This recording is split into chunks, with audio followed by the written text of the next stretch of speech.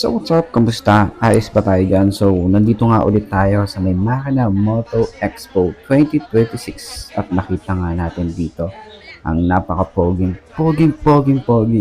na bagong nilabas ng CF Moto. Ito ang CF Moto Papio Expo 1. Tara, alamin natin yung presyo at yung specification kung sulit nga bang bumili ng ganitong motorcycle ngayong 2026. Bagong taon, bagong motor. Let's go! So ayun nga, pag-usapan natin ang presyo ng isang to. Ito ay nagkakahalaga ng 128,900 kapag kinuha nyo ng cash.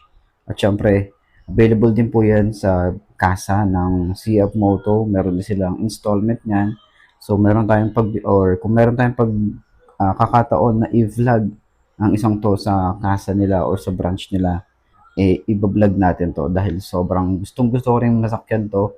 Hindi natin nasakyan sa Makina Moto Show dahil sobrang dami na sumasakay dito. Pero puging-pugi talaga ako sa isang to.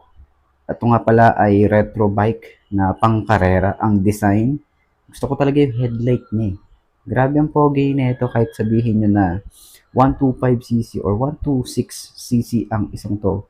Meron tong panalong specs. Naka-ABS, traction control, dual na yan. Okay, harap at likod meron tayo dyan. So, panalo yung kanyang handlebar. Sa headlight pa lang, panalong-panalo na. So, bibihira tayong makakita ng ganitong motorcycle sa daan. Poging-pogi, specs panalo. Gulong, yung kanyang mugs is panalo na rin talaga. So, yung forma talagang pang retro. Okay, masasabi natin na pwede natin itong subukan sa mga truck race. Okay. So, yan. Kita nyo naman yung itsura na ito. Kulay orange-white. Gusto ko yung datingan niya. Ang ganda ng handlebar. Meron din tayong digital panel. Ang ganda ng kanyang gas tank. Panalong-panalo para sa akin. Lalo yung handlebar. Grabe yung kanyang design. Napaka-forma, napaka-elegante niyang tingnan.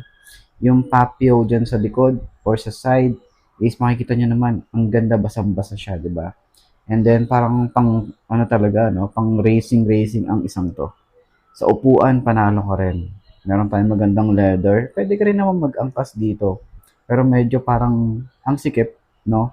Parang ang liit ng bike para sa may angkas. Parang pang isa lang to eh. Pang solo lang talaga siya.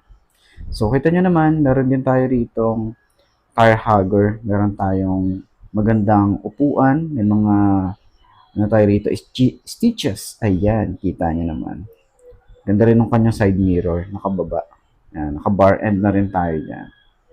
So, meron tayong maliit na windshield. Ayan, kita nyo naman. 'Di ba? So, talagang ang daming sumasakay dito sa motorcycle na to.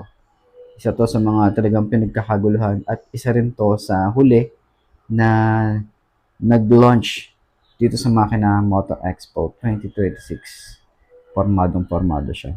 Pero gusto ko talaga siyang upuan at i-walk around talaga para sa inyo at para makapagbigay din ako ng information regarding dito sa motorcycle na to.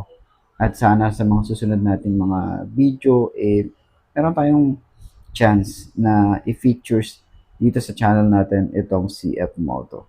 Dahil medyo nga malayo ang kanilang store, dito pa sa may Caloocan yata yung pinaka-store nila. Ayan, single disc brake dito sa likod, ang kanyang tambucho ay nasa ilalim ng upuan. So, yun lang.